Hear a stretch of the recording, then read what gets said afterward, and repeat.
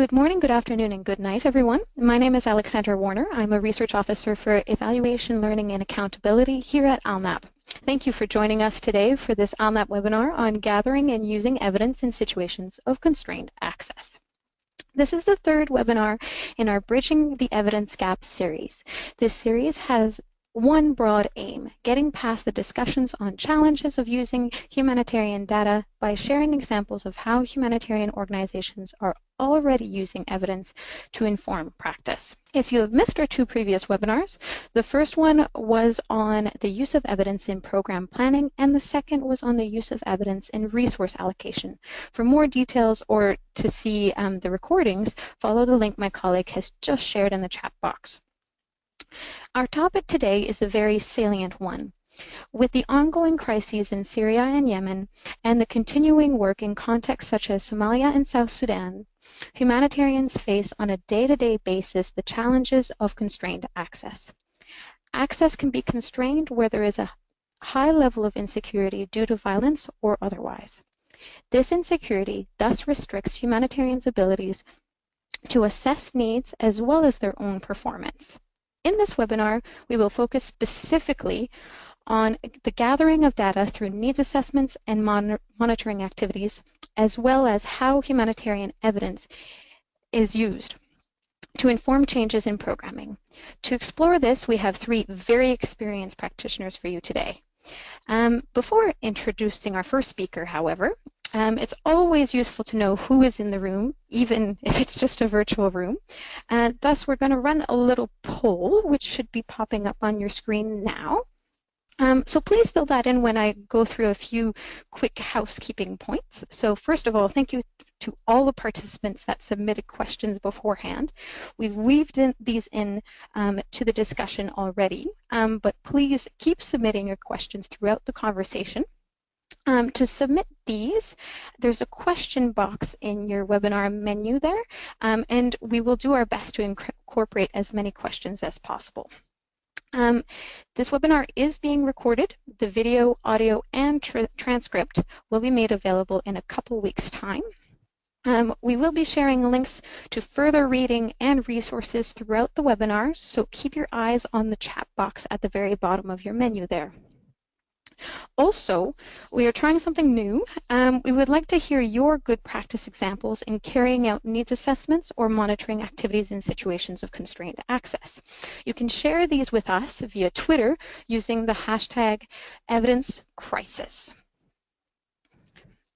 So we're going to end the poll and see what we have. So we have quite a diverse audience. Actually, we have 80% of individuals who have chosen just a general interest for their through their professional capacity, and 53% that are monitoring projects themselves in these challenging contexts. So quite a nice range there. First off, let me introduce Nick Param. And Nick has worked for NGOs, DFID, and OCHA in both complex emergencies and natural disasters since 1995. Nick began working for ACAPS in 2011 and set up and ran the Syria Needs Analysis Project, or SNAP, from December 2012 until June 2014. He continues to work half-time for ACAPS while also undertaking short-term consultancies for NGOs and training for United Nations Disaster Assessment and Coordination and the EU Civil Protection Mechanism. Nick, over to you. Thank you, Alexandra. And good afternoon or good morning, everybody. As mentioned, I, together with a couple of colleagues from ACAPS and MAP Action, started SNAP, or the Syria Needs Analysis Project, in December 2012. As a direct result of the lack of in-depth understanding of the humanitarian consequences of the conflict. Our aim was essentially to provide independent analysis of the humanitarian needs arising from the Syrian crisis. And this is the first point I'd like to make. It wasn't to collect the best data, but to provide independent analysis. And I think many of us in the humanitarian sphere often confuse data collection with analysis, and we spend far too much time on the former and too little on the latter. And indeed, this was a challenge for SNAP, but due to the constraints of collecting primary data, it was enforced on us to spend more time doing analysis. Because initially we had no ability to collect primary data inside Syria. So we gathered our data, or rather information, from as many secondary sources as possible to provide a basis for our analysis. And we faced four main challenges with this, and there was a plethora of information flying about. But this huge volume of secondary data incorporated data with a lot of bias. There was a wide variability in the reliability of sources. Very little good news was reported, and so it was in a way biased towards those areas that were in the news for the wrong reasons. And yet, and despite all of this secondary data, we never knew the full picture. It was a bit like doing a frustrating jigsaw with only half the pieces, and trying to put them all together. And then, despite these many sources, we suffered from a lack of ability to triangulate the information that was coming out. Many of the sources were just repeating each other, a bit like news channels might run as one news channel runs a story and everybody else picks up on it and just repeats what they've said. There was very little independent triangulation of the reports that were coming out. The third issue we came up against was just the situation, especially in early 2013, well, all through 2013, was extremely fluid, and it wasn't until probably 2014 that the conflict began to, in a way, slow a bit, and information didn't go out of date so fast. We really lacked real-time information in those early days. And then lastly, the lure of the conflict data, I call it. Whenever there's a conflict, people are naturally very interested in the data about the conflict, who's fighting whom, who's taken which place, who's assaulting whom. And it is the driver of the crisis after all, but it doesn't really help us because what we wanted to know were humanitarian needs. And I think we got sidetracked, and that was a great risk at the beginning, getting sidetracked into sort of trying to discover all the little variables about the conflict itself. So what did we do? How did we overcome this? Well, first of all, we developed a very simple spreadsheet for organizing all the qualitative information that we gathered from secondary sources. We called it a DNU, a daily needs update, but effectively every snippet of information from anything we thought relevant for anybody's report was copied and pasted into a box on an Excel spreadsheet, and then tagged by location, sector, population group, whether it was to do with the conflict or to do with a response or to do with a need. And again, the source document was hyperlinked as well. And this, whilst it sounds like a lot of work, by the end of by the time I left the project in 2014, it was we had a team of about 12 people, I think, and we probably spent 2 to 3 man days or person days a week completing the DNU, and that included a trawl of the internet and social media, news articles, and all our information we found out bilaterally as well. So organizing all that data was very important. Next, we cultivated a range of perhaps non-traditional sources. I mean, we started to look into social media and monitoring that. This was very much the sort of looking at Facebook inside Syria. And how valuable that was, I don't think we ever really analyzed how much benefit we had, but it certainly gave us a little bit more insight into or feeling that we were actually tapping into Syria itself rather than just relying on people outside Syria. We also tried to cultivate relationships with national Syrian organizations inside Syria.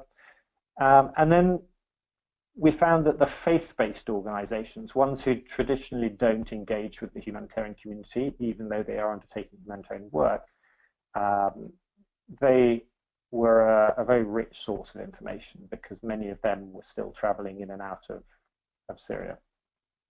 And so we ultimately focused on cultivating these relationships with a few organizations that were active inside Syria. The key first responders, we might call them, some of the international ones, plus faith-based NGOs, and some nationals. And they became effectively our primary data collectors. And we would regularly meet them when they'd come back out of Syria, or debrief over Skype or the phone. And that was a way of us getting, I suppose, primary data. But in order to do this, we discovered we had to develop an information sharing protocol. People were extremely sensitive to sharing data in conflict situations for a number of reasons. And it's our policy at ACAPS always to source all our information. You read any of our reports, and we try to have a source after every sort of sentence or paragraph with a hyperlink to the source document. And that's our preferred method to basically fully source a bit of information. But then we decided that if an agency or an organization didn't want to be named, then we asked them whether we could say an international NGO, a national NGO, or a UN agency, or something like that. And some were happy with that. Others thought that might still identify them too much, so they wanted to be known just as a trusted source. And then occasionally we had people who said, no, we don't want to be, you can't use this information. If it becomes public, then we might endanger our operations or our staff. And so we didn't actually make that information public, but we did use it to verify or discredit other information from perhaps less reliable sources.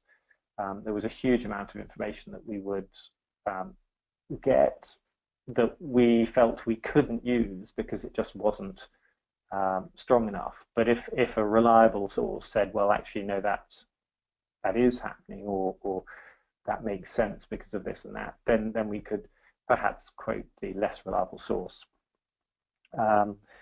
And just to mention lastly, that it's not on the slide, but we focused on displacement and besiegement rather than on the conflict, as very much a proxy for humanitarian needs, because displacement and besiegement was both more often reported, but also easier to monitor and to find out.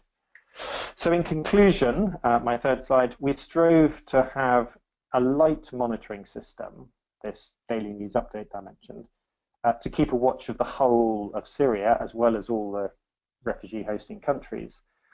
And then we retained the ability then, by ability I mean the resources, the manpower, to launch a more targeted investigation when something interesting or odd was noticed in this data. And we also focused very much more on analysis rather than data collection. The data collection is laborious, and we did have to spend time developing links, but really we tried to set aside time for analysis, because it's basically that sense-making process. Effectively, it's analysis defined as the structured, transparent, and controlled human process of transforming raw data into actionable insights for decision making. So basically, we would get our monitoring system, throw out something odd, which would spark a question, and we would then seek to answer that question. And that would then drive us into perhaps further detailed investigation, more investigative journalism than actually classic needs assessment. And I think that's where I'll stop at the moment. And we did do a couple of primary data collection exercises, and I think I'll mention them as we get into answering some of the questions later on. Thank you very much, Nick. That was very clear and extremely interesting. For the online audience, if you want to send any clarifying questions through, please, you can do those in the question box below in your menu. Nick, I did want to ask you a question. Based on your work at ACAPS on this SNAP project, what is the one tip you would offer other organizations that are trying to conduct needs assessments in situations of constrained access, kind of beyond what was happening in the CRE response? If you could only give one tip, what would it be?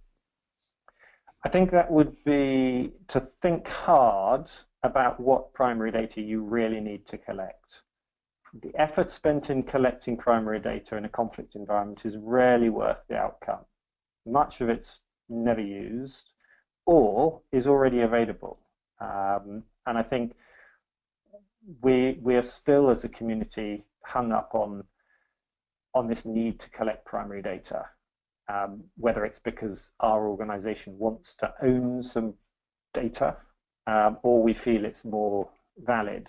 But I really do think that, especially in conflict situations where it's so difficult, that make the best use you can of secondary data, really do the analysis first, and then be clear about what any primary data collection exercise will actually add to your analysis. Thank you. That's very helpful indeed. So thank you, Nick. We'll move on to our next speaker. Elias Sagmeister is a project manager with the Global Public Policy Institute, or GPPi as it's better known, in Berlin, focusing on monitoring and evaluation in humanitarian action and development cooperation. Elias is currently finalizing a 3-year research project called Secure Access in Volatile Environments, or SAVE. Before that, he completed an evaluation of partnerships between the ICRC and the National Red Cross and Red Crescent Societies. He was also a team member on an evaluation and review of humanitarian access strategies commissioned by the European Commission. In January 2017, he will be joining actually Ground Truth Solutions, an organization helping aid agencies to listen to crisis-affected people. Elias, the floor is yours. Thank you very much, Alexandra. I hope you can now all see the presentation that I just put up. Thanks, first of all, for organizing this webinar and for giving me a chance to share some findings from the SAFE research project. SAFE is a research project funded by UK DFID and implemented by GPPi together with our partner Humanitarian Outcomes. Over the past 3 years, we looked into different monitoring modalities for insecure contexts, so places where access is typically constrained. It's first off that SAFE is an applied research project, and for the part on monitoring, we worked with 18 aid agencies in 4 countries, in South Sudan, in Somalia, Syria, and Afghanistan. Actually, ADESO was one of those partners, and others included a mix of national and international NGOs as well as UN agencies. So we aligned the SAFE research to our partners' priorities. And the result of this is different research reports on different topics and monitoring approaches. You can find all those more specific reports on the various topics on the SAFE webpage. You can see the link in the presentation. But for this webinar, I would like to focus on just a few examples of how aid agencies can monitor their programs despite access constraints and how they can maintain accountability to affected populations and people affected by crisis. So first, it's important to remember what the biggest data gaps are and where current monitoring systems provide relatively good data already.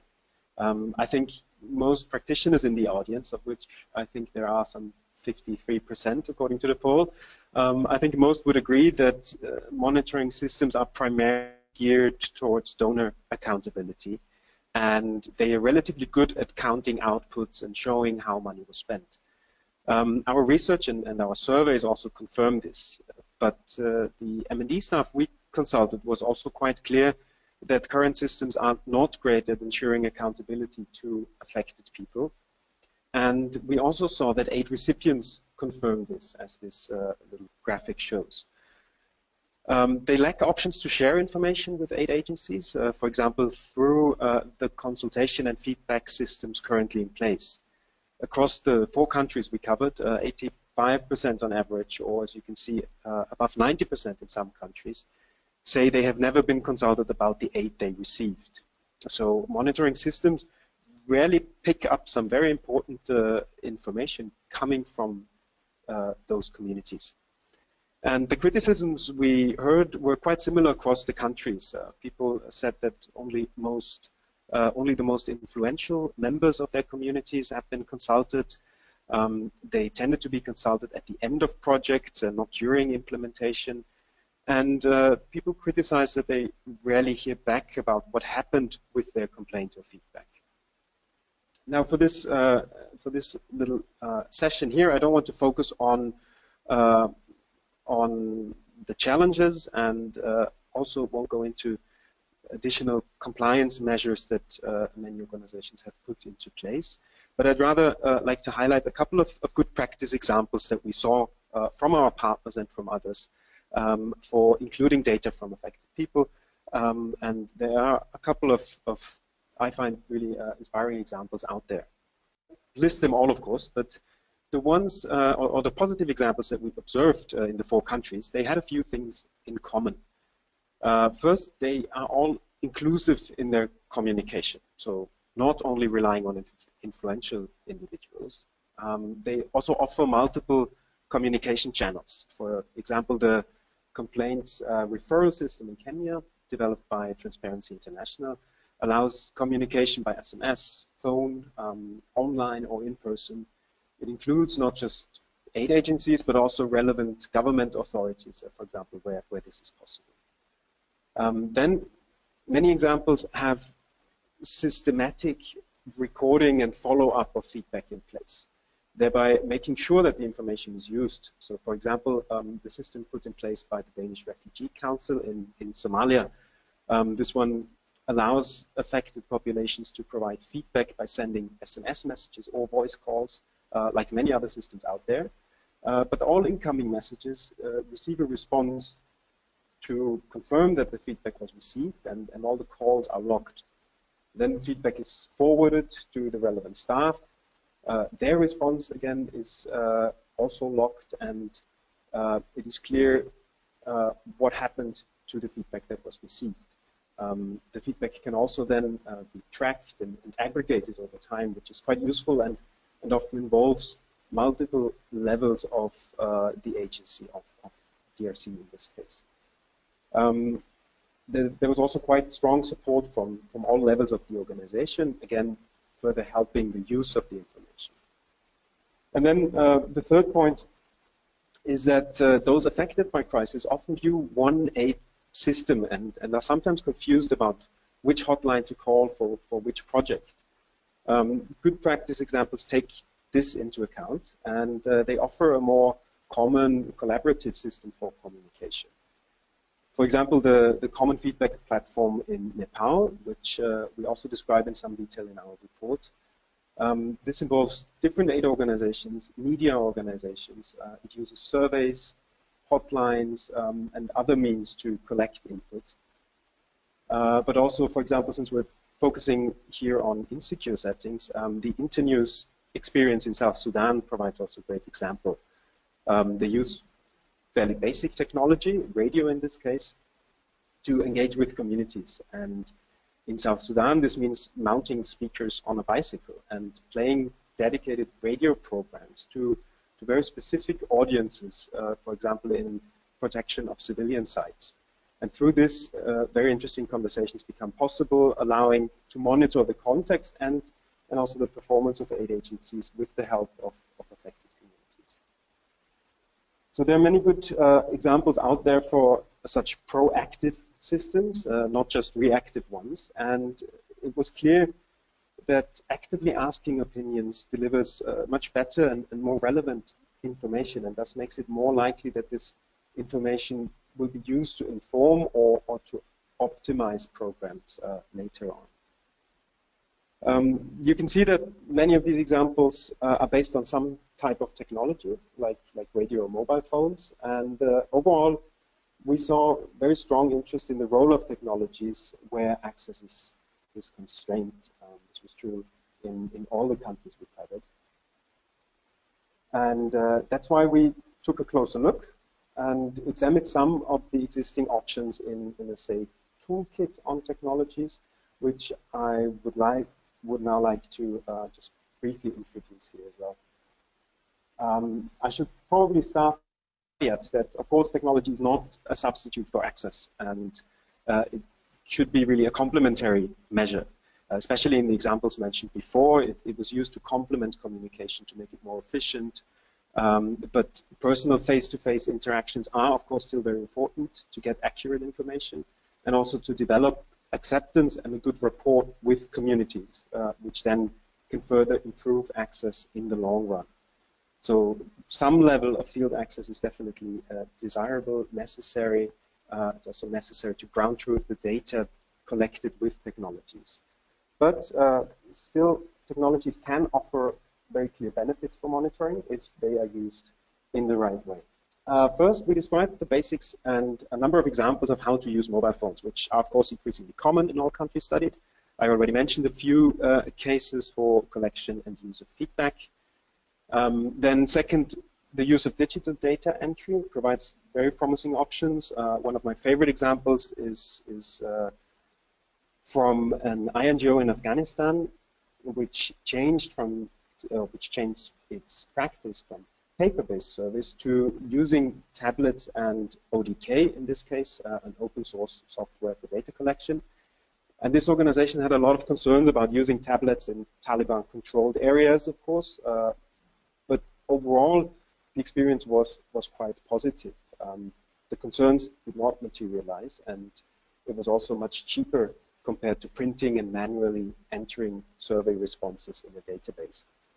And then second, the data collected digitally was also of higher quality because the software doesn't allow impossible answers to be entered, like 100-year-old children, for example. And also the trust in the data increased because data can be geo-stamped and time-stamped, making transparent where and when it was collected. Then the toolkit also includes a section on satellites, which are rarely used, but potentially quite useful for verification of physical objects and outputs, but also for monitoring impact where this is visible from above, from the sky. I already mentioned radio, very useful in low-tech environments such as South Sudan and to complement feedback systems. And then there's also a chapter in the toolkit on location tracking.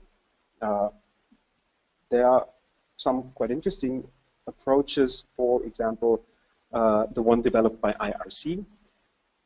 This approach uses smartphones and a regular office printer to print barcode stickers. So with these stickers, the software and a normal smartphone camera, one can follow deliveries across lines and borders and track their journey. All of this is open source, so anybody can use it and also adjust it to their needs. And then finally, a more recent addition to the toolbox concerns communication through online platforms, including also WhatsApp. This is especially common in Syria, where WhatsApp is the medium of choice for large parts of the population, including those on the move, and where, as a consequence, aid agencies have started tapping into this communication, both to exchange with their own teams and also with affected people. So overall, there's some really useful applications out there, but we also try to explain in the toolkit that their use, of course, also creates new risks, especially in the conflict-affected environments we are talking about. So it's very important to be fully conscious of those risks and to mitigate them accordingly. It was wonderful during the research to see the innovative potential from many of our safe learning partners and the useful options out there. I hope we can learn even more examples from the audience today. And from my side, this was, of course, just a very brief overview. So for more details, I encourage you to get in touch with me or my colleagues or to visit the SAFE website as well. Thank you. Thank you so much, Elias. Such an impressive research undertaking, really. And for our online audience, I would strongly recommend that you have a look at the summary report called Eyes and Ears on the Ground. It really kind of captures a lot of the key messages from the diversity of projects that were done under this stream. Elias, I had a few clarifying questions for you, and participants, please feel free to send in more. I was wondering, how was the toolkit compiled exactly? So how did you choose the different tools? Well, we knew that the environments that we were looking at required tools that work without constant electricity supply across large distances and without advanced computing skills. So instead of looking for what might be possible, we looked at what is out there already and what can be used or at least managed by non-experts as well. Now, I think when using the toolkit, it's important to not start with the specific technology, but with the specific question one seeks to answer, as Nick already pointed out very clearly. Also, the specific data that is missing, that really isn't there already, because sometimes we tend to get enthusiastic and simply want to use technology for the sake of technology. But ideally, one should think carefully what exact data one needs, and then hopefully the toolkit can help determine which application is the right one for this particular need and what risks there are as well. Great. Okay, that's very clear. Also, I did want to know, this is me being a bit cheeky, but what tool in the monitoring toolkit did you find the most interesting or exciting, and why? I did mention a few already in the presentation, but I think the fairly basic digital data collection has, to me, the most obvious benefits if it's used in the right way. So using ODK that I mentioned, or I'm not supporting one particular software provider here, but there are many others such as MacPi, Mobenzi, mFieldwork.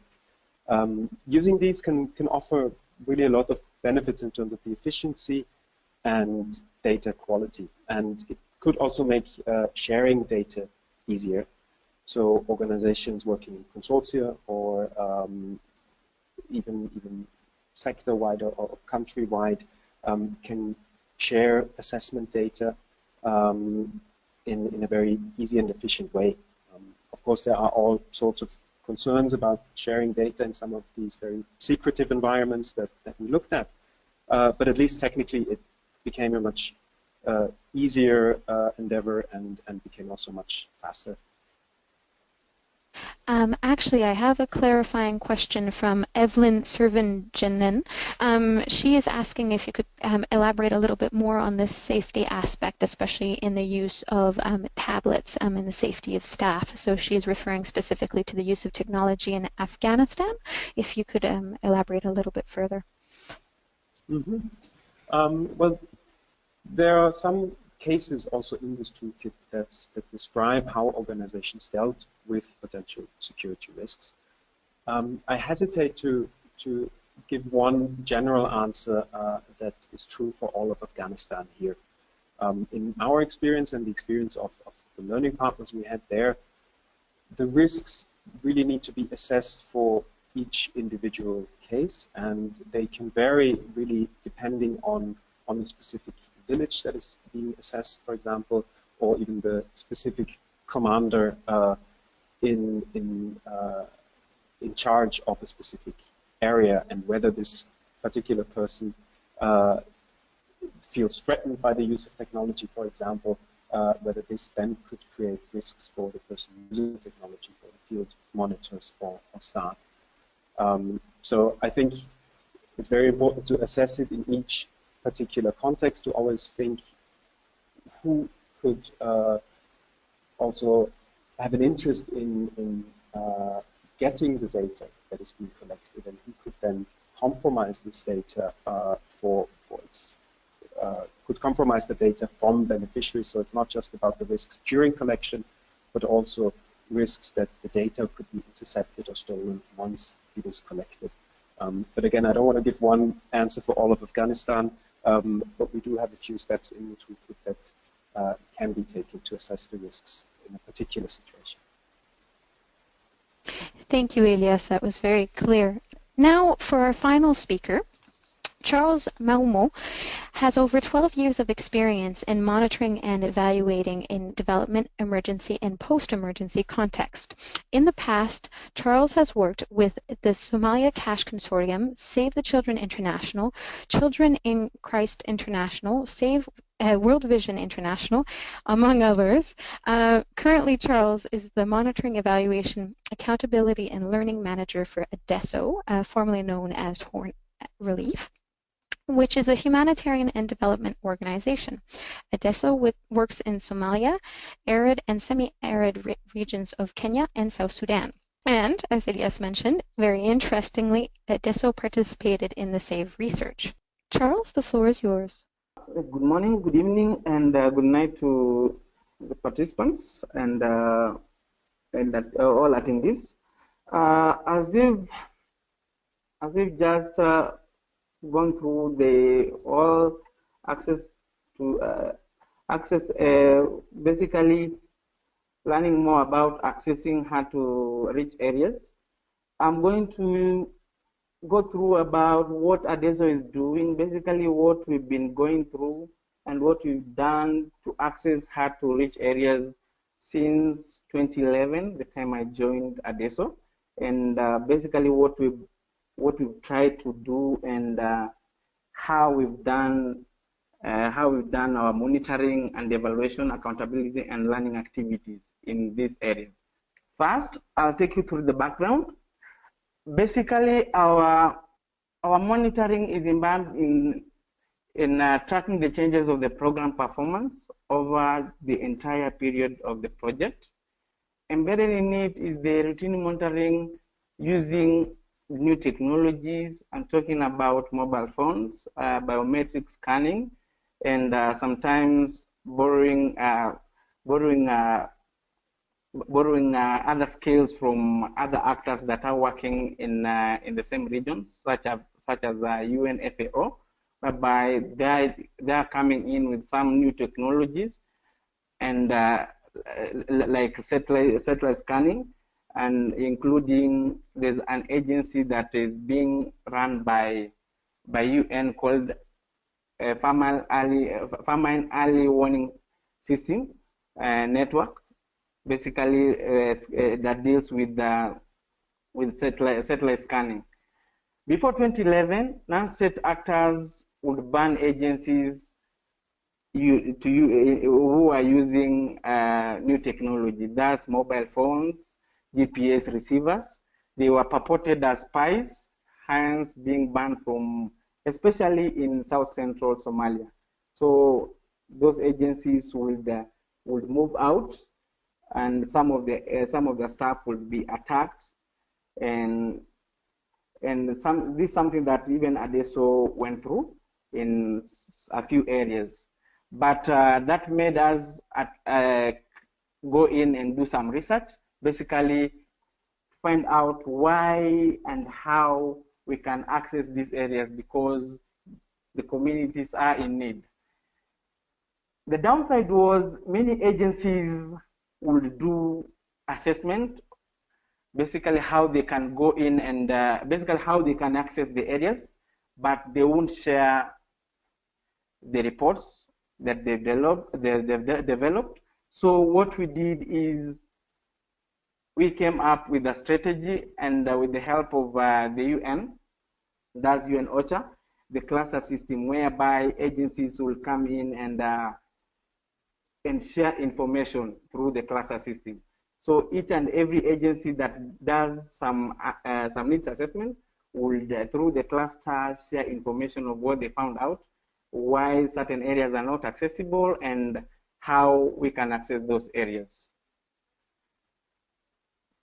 As security risks remain high, agencies like ADESO, we resorted to standard and temporary approach of data gathering, that is remotely.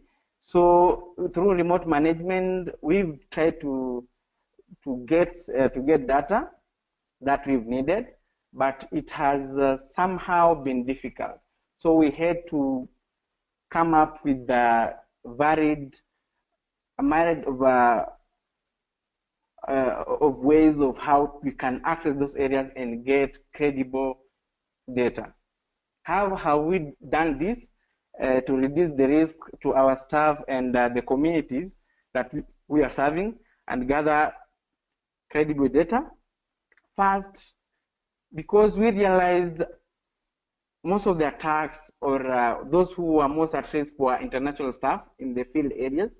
So what we resorted to is restricting movement and sometimes completely withdrawing international staff and taking this responsibility back to the local staff who we will train intensively to help with data collection.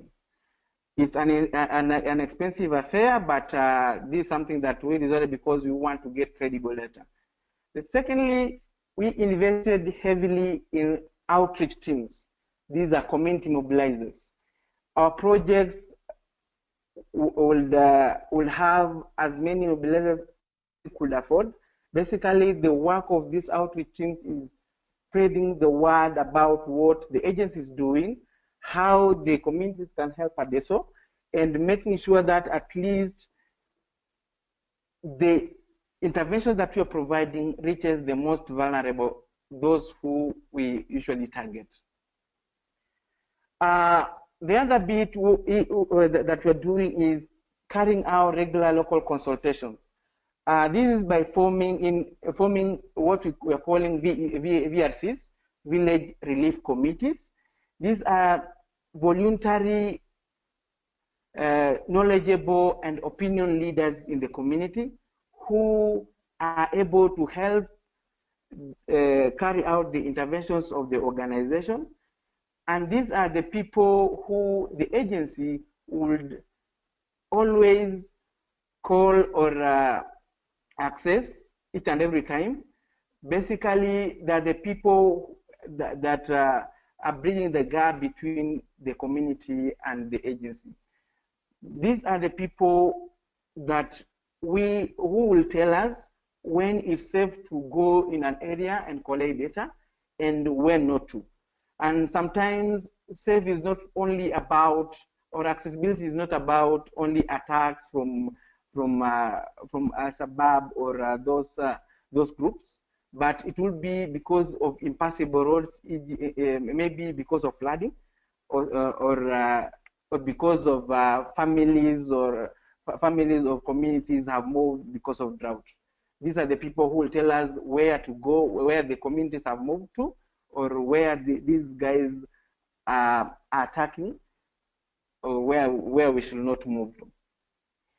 The other bit is we form strategic partnership with local agencies. Here, I mean, subgranting local partners, these civil society organizations who are part of the community, and they've been working in the communities more than we've been doing.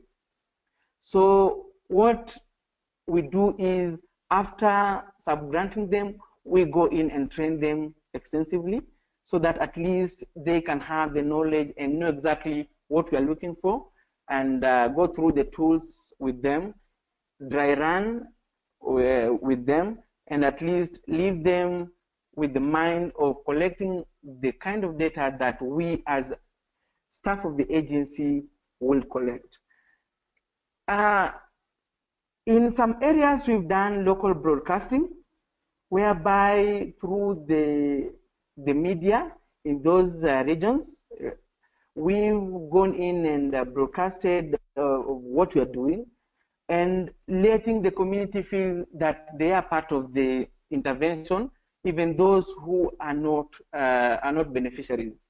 So at the end of the broadcast, we tell them, if this is the channel of communication if you want to reach an agency staff, and if you want to get any information passed about the community, about the intervention that you're providing, this is the channel.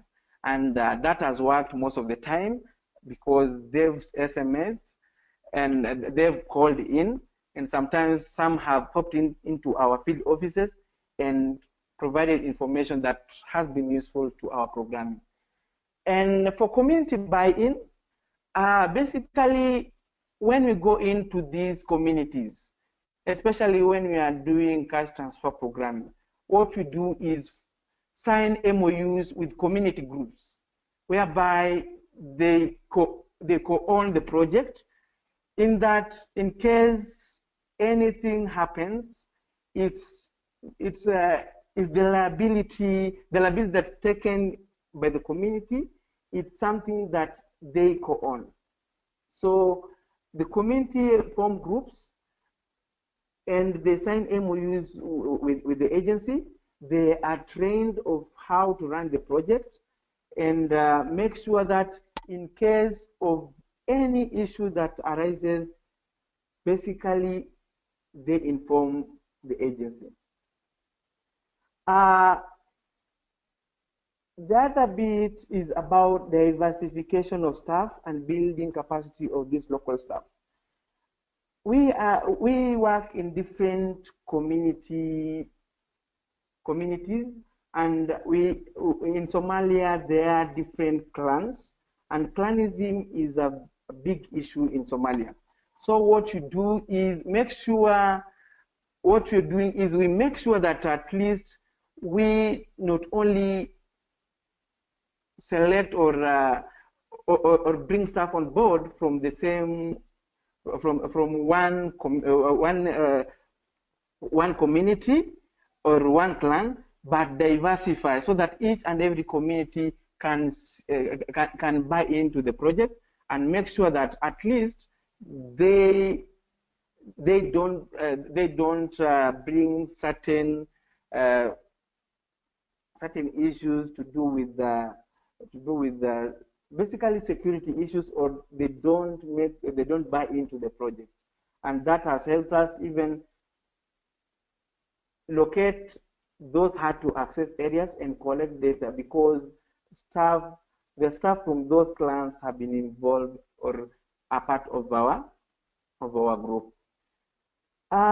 Through gatekeepers, especially in IDP settings, we've managed to get in those areas that have been hard to access for many agencies.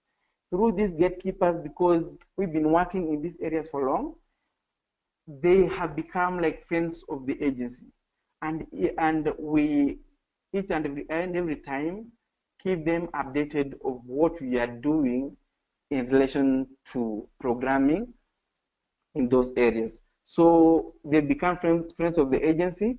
Most of the time they don't agree with our targeting criteria, but at the end of the day, after explanation of why we are targeting the vulnerable and about our A to Z of our targeting criteria, they came and right now they are agreeing, though not fully but partly, with our intervention. In most of the time, we usually do third-party monitoring. Basically, a third eye to help us monitor the progress of the project and collect data on our behalf in those hard-to-reach areas. There are those areas that the methods that I've just mentioned are not able to help us access. But these, through third-party monitors, which are somehow local agencies that have their own staff in those hard-to-access areas, they are able to make sure that data is collected, the right data, the right quality data, and the kind of information that we need is brought into fruition. Most of the time, and initially we did use feedback and accountability system to get only feedback, which is complaints and compliments from the beneficiaries and non-beneficiaries in the field.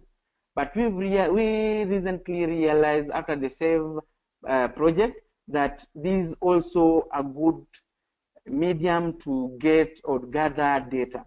So we've employed this system to gather data from the field, not only on our beneficiaries, but even early warning signs and data to do with our upcoming programming. Basically, we go in and ask questions more about what the community is going through and how they should come in and help us get or gather data that is so useful to our next program.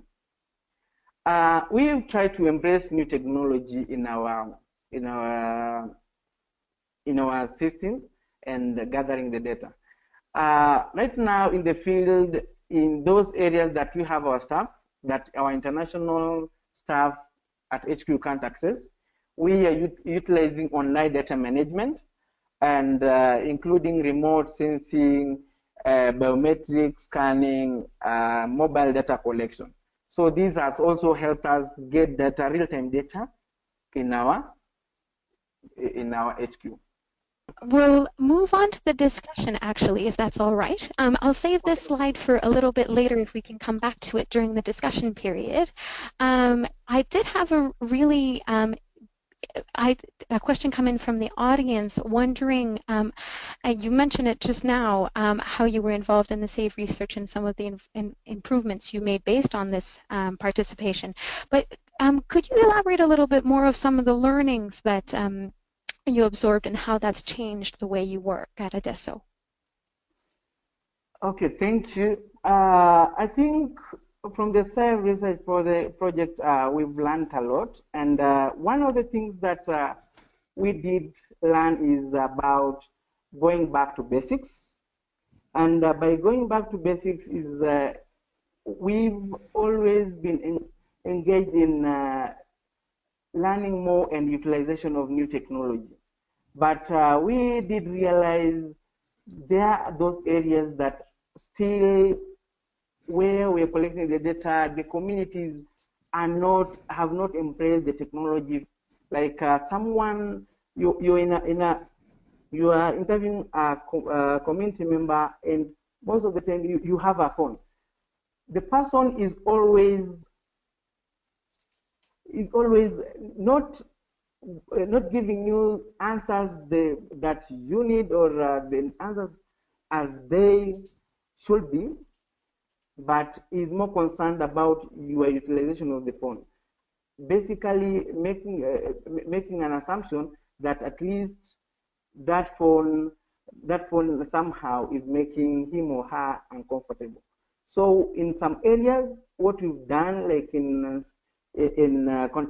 conducting some needs assessment, we've gone back and started gone back to the pen and paper way, and that one, at least they've been used to that, and at least it's giving us data, and at least is not something that is providing some security issues. In some instances, as we were using the mobile phone, one community member told us, here we are not allowed to speak to NGOs with who are using mobile phones. So would you just go back and come back later, or you can call me at night and I can give you information. Thank you very much, Charles.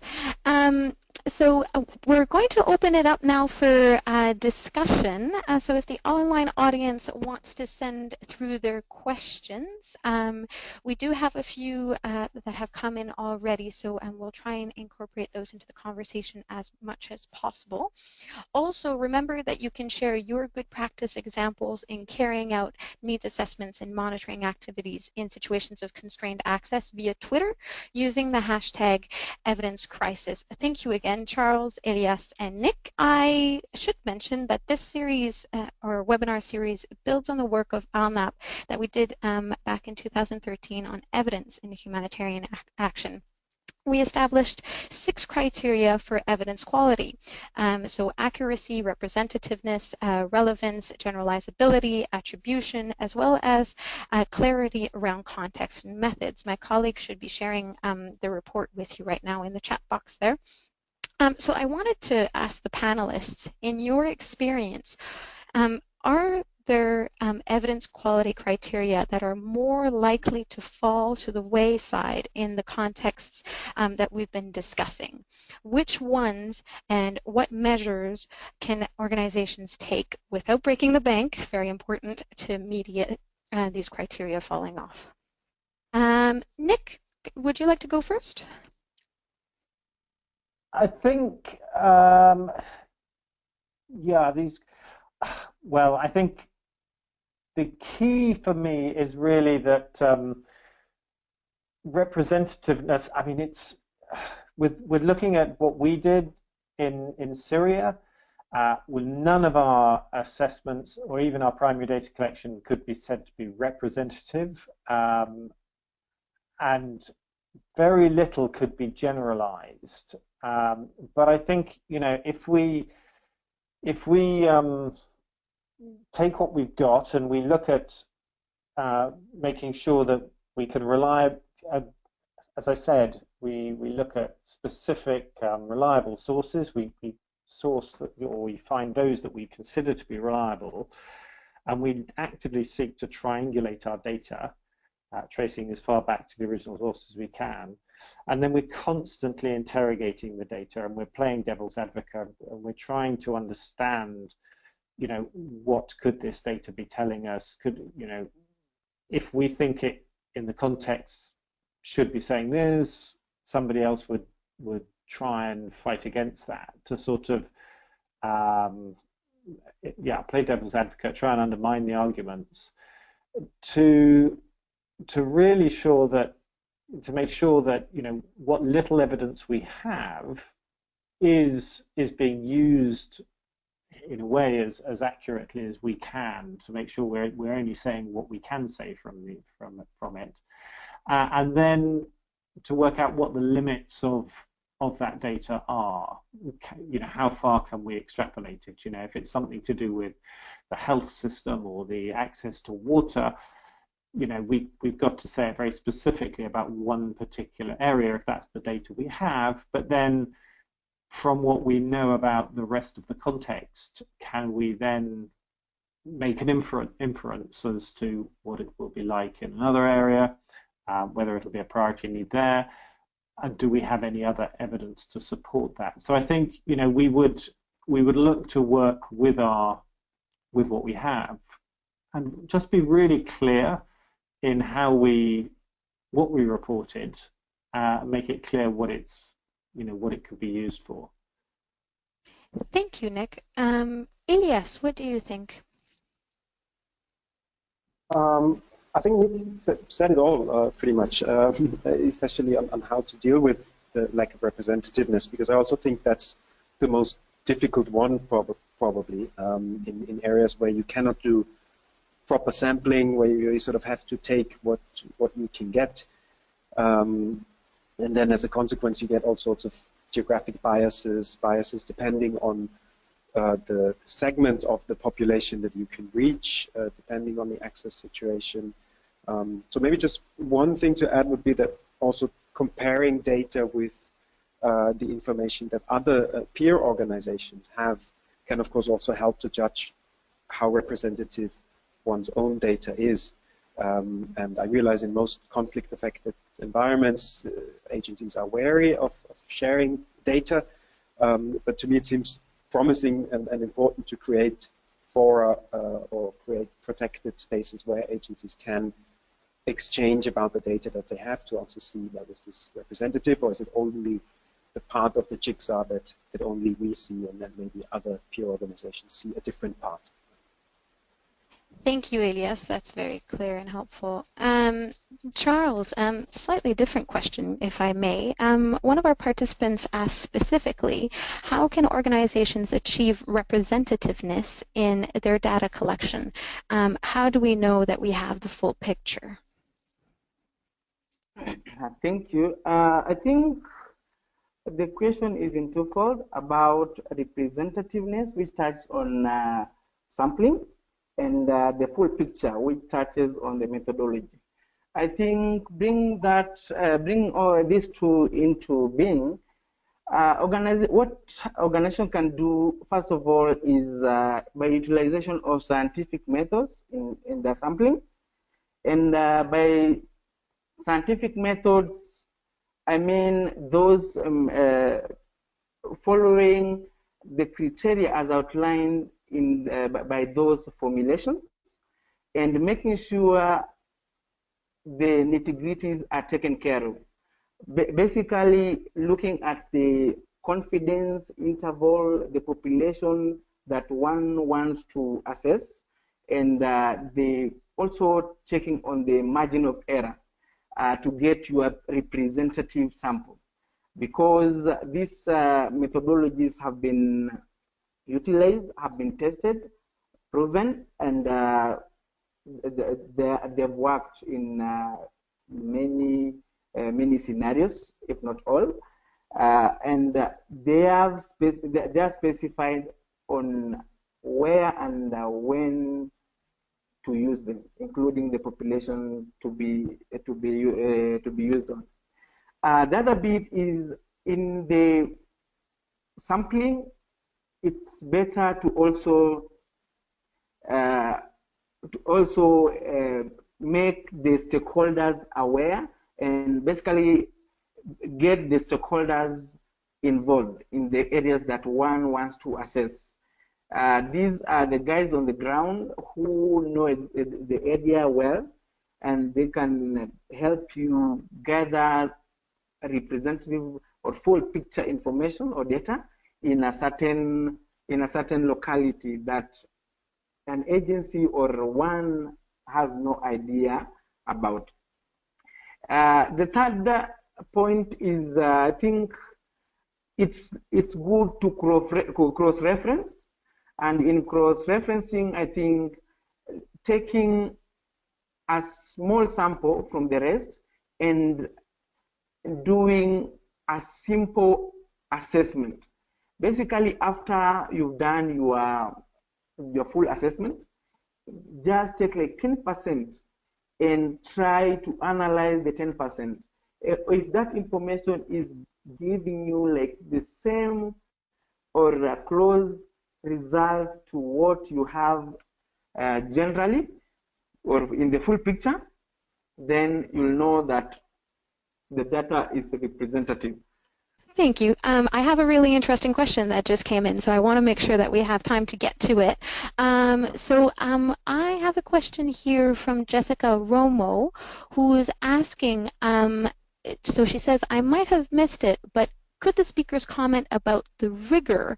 How is this defined in such context? For example, how do we move away from statistic representativeness in the sampling, for instance, to as measure of rigor, and use another principle such as triangulation instead? Would any of our speakers be able to answer that? I'm sorry, I confused the last bit. So do we move away from statistically representative sampling to measure of rigor and use another principle such as triangulation instead? Any thoughts from our speakers? Nick, if I point to you? Yes, I mean, you're quite right to question representativeness in a conflict scenario, because I would doubt we really get representative sampling in many conflicts at all, and so we do need something else that's much more rigorous. And I mean, we in the SNAP project we did do some primary data collection in much of the north of Syria, and I think the struggles we had there were many struggles with that, security being the utmost, but actually I would say we're trying to triangulate, and we're trying to really understand the context of this. But I think we were just very rigorous that if we had data that came back that was that we doubted or that we didn't have confidence in, we chucked that out. We also had a confidence level that we used. So enumerators or assessors went out in pairs, and they had to ask a number of key informants in any one place 30 questions. And they had to rate the level of confidence. They asked a number of key informants, and then they would collate the responses into one form for that locality. And they would rate, we had a confidence scale for each question. They would use the same scale, and basically, you know, the most confident was where 3 or more independent key informants said the same thing and could back up what they said with evidence, either and the enumerators saw the evidence. So, for example, if you're talking about population figures or the number of people that are displaced, somebody actually had a register of displaced people. And that went, so from that level of the highest confidence all the way down to one person said it, there were no records, and other people were disputing that. So nobody really agreed. And the bottom 2 levels, if information came in and we felt the confidence was in the bottom 2, we scrapped it and didn't take it into consideration. And so that was a way of, in a way, ensuring that the data we did consider was a little bit more rigorous. We also debriefed all the enumerators, ideally in person, but some over Skype because they couldn't actually get out of Syria. But and the debrief process would take between 1 and 2 hours. And again, during that process, the confidence, the debriefer would question the assessor on what the results had found, and give the opportunity to reassess or reevaluate the confidence level. So that, in a way, that helped us to ensure that the assessors had actually collected the right thing, and whether they had really given us the data that they thought they'd given us, in a way. So that's 2 methods we used. Thank you, Nick. And switching gears a little bit, Elias, I did want to ask you a little bit about third-party monitoring. It's a question that came up in the audience, looking at kind of the different aspects of your research. So third-party monitoring is, of course, a growing trend in the sector, but when is it most appropriate? Well, we do have a separate report on third-party monitoring, in which we spell out a number of factors, actually, that are required to make third-party monitoring successful. I think if I had to pick only 1 or 2, I would say that it's appropriate when it is not the only source of monitoring information over a longer period of time. So it shouldn't be relied upon exclusively, but complemented with internal monitoring by own staff, and then it can actually be very useful. Also, I think third-party monitoring is only appropriate when the agency commissioning the monitoring has sufficient capacity in place and sufficient resources to manage the monitoring contracts and to manage the relationships with partners and monitors, and also to use the information that is collected. We saw in the research that many agencies thought third-party monitoring could be a fairly easy fix, like simply outsourcing a standard service.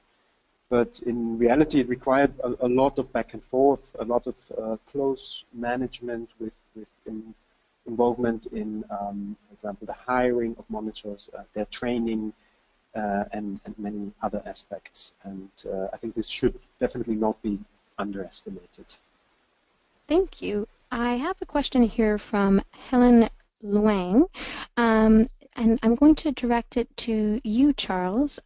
So her question is, one of the challenges mentioned is that data collection is donor-driven or organization-driven.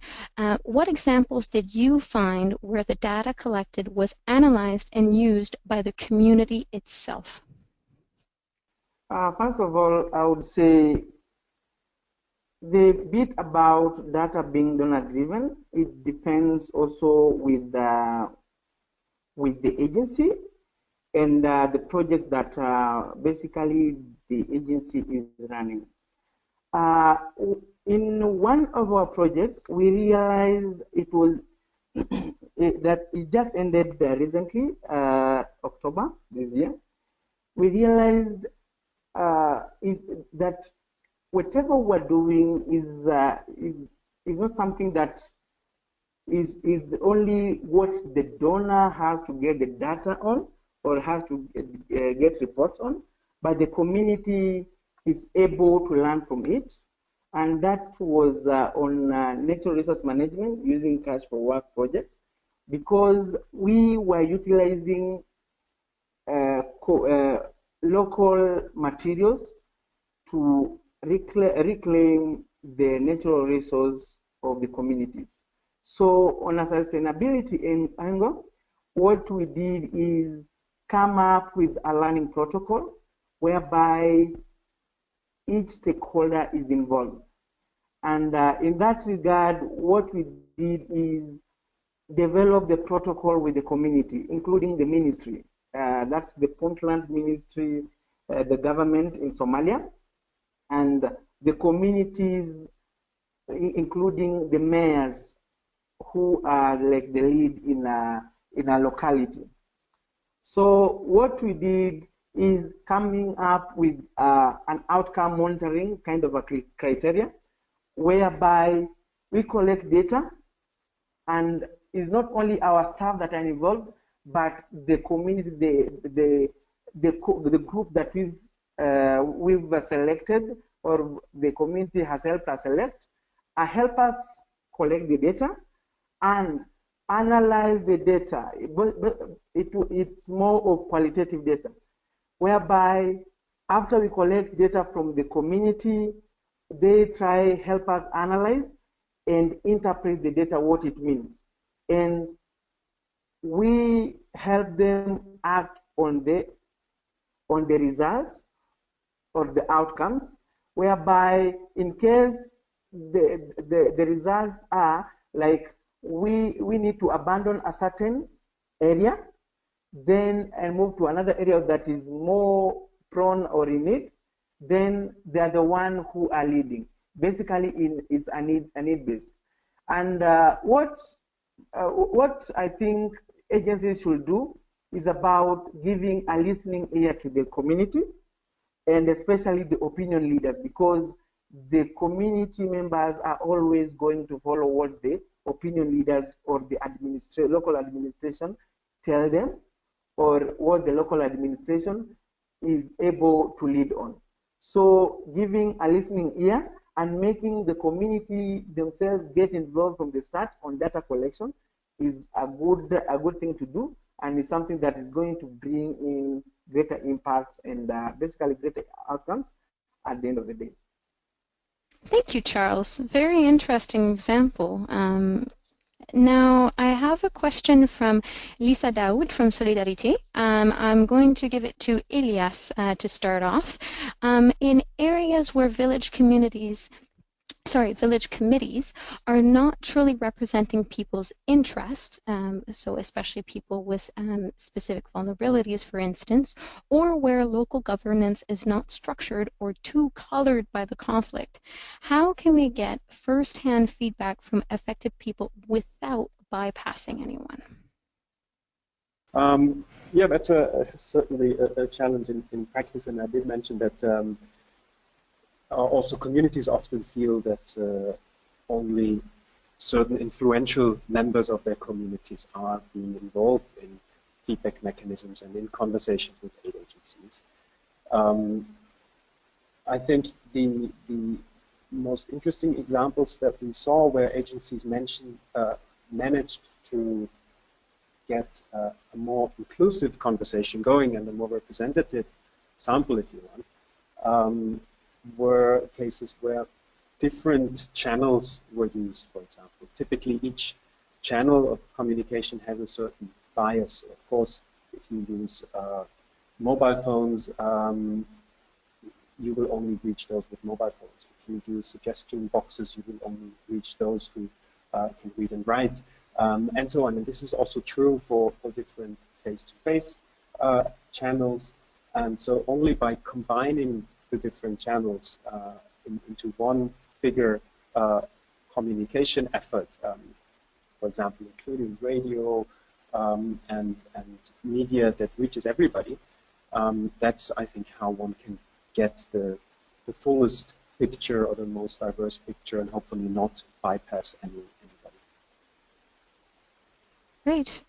I have a question that brings us closer to this question of the use of evidence. This is from Judith Stettigan. I'm very sorry. I'm going to give it first to Nick, actually, because you raised it in your presentation. So the question is, considering the plethora of agencies engaged in collecting data in contexts like Somalia, and people understandably displaying a survey fatigue, how do we promote that data is shared and can be used by several agencies? This is a very timely question in a way, very pertinent. I've been advocating for this for a long time. I think it's partly a problem of the way the donors operate in funding people based on proposals, and it's, whilst they want organizations to share data, they still fund in a way that that encourages organizations to hold on to their data until they've secured that all precious funding. But I think if we as humanitarian organizations are really putting the people first, the beneficiaries first, then we need to come up with ways to share data. But there are various obstacles to sharing data. I've come across it in the past where organizations have publicly sort of undermined other agencies' assessments, saying that they weren't good enough, they weren't up to scratch. And I think, first of all, we have to basically be less critical of each other, but yet retain the ability to critically examine each other's data and develop more of an analytical mindset. The fact that certainly in my team in SNAP, I was constantly saying, you know, and in ACAPS now, we try to get people to question each other, when anybody makes a statement or draws a conclusion, people immediately start to question it. Not to be negative, but to strengthen the analysis and strengthen the underlying argument. So I think if we've got to just build up that ability for people to feel confident in open analysis. Projects such as SNAP gave that forum because people could share confidentially with us, and by the end we had organizations giving us huge amounts of data, and in return we would get to see it, get to include it in the analysis. We wouldn't necessarily make it public, but it was a halfway to making it public because everything we produced was public. And we were in a great position of being completely independent and not competing with anybody for funds to respond. But I think that's a problem that's going to take quite a long time to solve, and it will come down to individuals in the field deciding that joint analysis is more valuable and it results in better programming than organizations being very stovepiped in their analysis and being independent and not sharing data. Thank you, Nick. Charles, would you like to come in here? Do you have any experiences of sharing your information from a local organization perspective with international NGOs? Yeah, I think information sharing is usually a critical issue, and as Nick has mentioned, this is something that many agencies usually hold on to data or information, and until they get the funding, and then they are able to at least share with the rest. But also there are some avenues that we as in Somalia are using and in the region, basically to share information. And this includes the cluster systems that have been created, like the food security cluster, nutrition cluster, protection clusters. So because these are the like-minded agencies or guys that are working in the same thematic area. So this is where agencies have technical skilled experts and who can help make that information storage. So it's good if we can share this information not only after we've developed the report, but even before.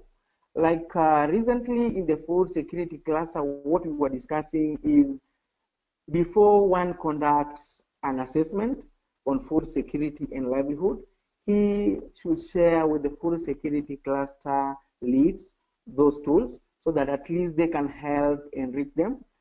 Although agencies may go in with different objectives, but there are those like thematic indicators that are so paramount in certain scenarios. So it's better if we do share these tools, and at the end of the day, share the report or the information that we've gotten from the assessment widely for everyone to know. And it also gives credibility and validation to the information that has been provided. Apart from the clusters, we have the technical working group, like cash working group, food security and nutrition analysis working group. We have working groups on disaster risk reduction. These are also areas that we have technical expertise and people who can critique certain information and also try to enrich further whatever you gathered from the field, and more so even give further validation and even use it. And nowadays, you'll understand many donors have come in and are taking in the idea about agencies sharing information and utilizing it because it gives more credibility and validation. I think forming these groups, both at the field level and regional or like us at Nairobi level, it's so paramount and is something that we should continue because it helps us learn more, share more, and even tell those donors that at least we are able to work together and bring great impacts into fruition in these communities. Thank you, Charles. That's a very interesting point, this aspect of validation. Thank you. Elias, I now have a question for you from Jill, and she is asking if you could elaborate on the absorptive capacity of INGOs or agencies of absorbing data. So is there a maximum? Is there a glass ceiling? Are we reaching a maximum? What does that look like? Yes, I think there is a maximum, definitely. And I think I can only second Nick's earlier point on how analysis is often the more important aspect compared to the overall amount of data. And sort of like with human perception, if we were to register all stimuli and everything going around us, we would probably go crazy and would not be able to decide anything. So it's really about limiting the data that is out there and picking exactly the segment of the overall data that is relevant to the question that you have. And now this sounds all very theoretical, but I think for example, in Syria, we saw that, or at least that's what some organizations told us, that they are almost drowning in feedback data received through WhatsApp, for example. It's very easy to set up a WhatsApp group. It's very easy to reach a lot of people and also receive a lot of responses. But then this doesn't tell you anything without the proper analysis, and sometimes it can be better to go out and seek specific feedback and ask specific questions rather than sort of opening up all gates and then drowning in a sea of data that is very difficult to analyze. Thank you. No, that's a sea of data, a new expression for the book.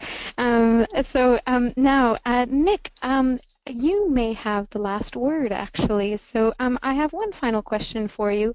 How can organizations raise awareness of the limitations to the data that, so that findings are not taken out of context and are used appropriately to inform decision making? Yes, this is another one of my pet subjects in a way, and we came across this a lot in the early days covering Syria with SNAP. It's a fine balance, really, because you need to get your key messages across. You want people to sit up and take notice of the key finding of an assessment or any piece of analysis. But at the same time, it is, very good practice, and it's beholden on all of us to explicitly state the limitations. And one of the challenges I find as a native English speaker is that I will phrase things in a way that is very correct in English, but actually is still open to misinterpretation. So one has to be clear what one is saying as a result of the data and what one cannot say. But we had a problem with one of the reports that was put out where the whole report was put together by a great committee of OCHA, ourselves, various other actors on the ground, and in the end there was a huge number of limitations to the exercise that were put before the actual results, and one or two people sort of turned around and said, well, hold on, if this is all the limitations, what use is this? What can we use it for? And so you have to be clear to the user, in a way, yes, what is the data? What is the data saying? What is it not saying? And then in a way, how can you use that? I would just say be upfront, give the limit of your, certainly, in a conflict situation, I would never really claim representativeness. And I would use phrases that explain that from the limited amount of primary data, but confirmed by various sources, secondary data, it is apparent that these are the major concerns, or this is the major need, or unless you are absolutely certain of something, and then you state it explicitly. So I would just make sure that whenever one is putting out assessment findings, it is clear on what you're basing those findings, and the limitations of your assessment, your research. Thank you. Well, thank you everyone for participating today. I hope you enjoyed the discussion. Keep your eyes peeled for the next webinar in this series. It will be taking place in early 2017. As I mentioned, this webinar was recorded. The video, audio, and transcript will be made available in a couple weeks' time. And of course, go to Twitter and check out some of the good practice examples that were shared using the hashtag #EvidenceCrisis. Thank you, and good morning, good evening, and good night.